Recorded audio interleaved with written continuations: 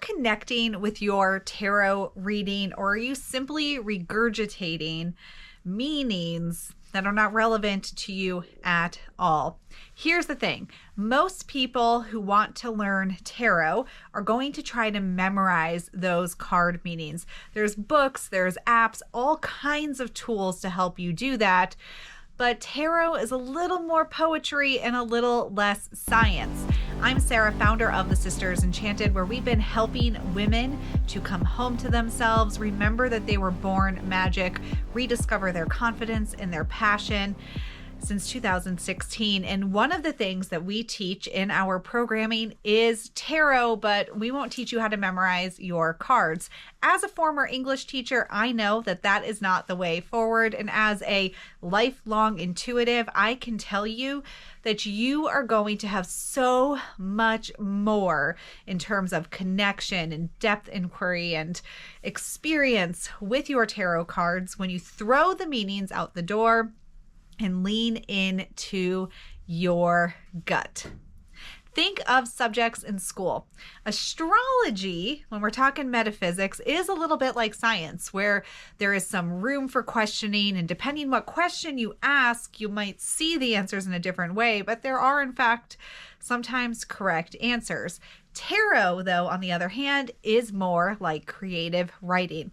There are structures, there are guides. When it comes to poetry, there's different kinds of poems. You can study them and you can learn about all the different formats, just like you can learn the meanings of the cards.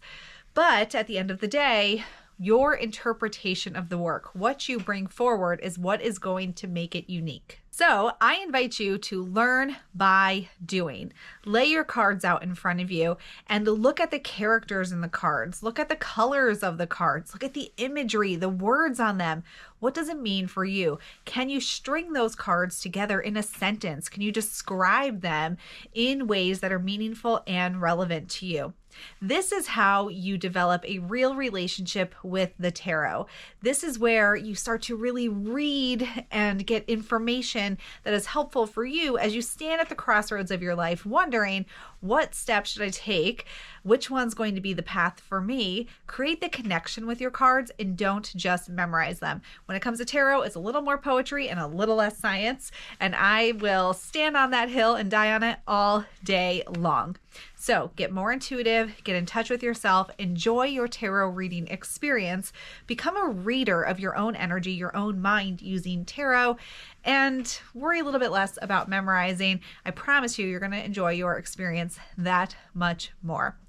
Every week, we publish a newsletter called the Stay Magic Newsletter, and I feature a tarot card in that newsletter each week with some meanings about the card and, of course, a journal prompt so that you can dive into your relationship with the card in your unique way and disregard the meaning if you are still creating that connection and aren't so concerned with memorizing the meanings of the cards at this point in your journey. You'll find that in the notes for this episode. Be sure to check it out and subscribe to our Stay Magic newsletter. It's completely free. Every single week it hits the inbox on Sundays.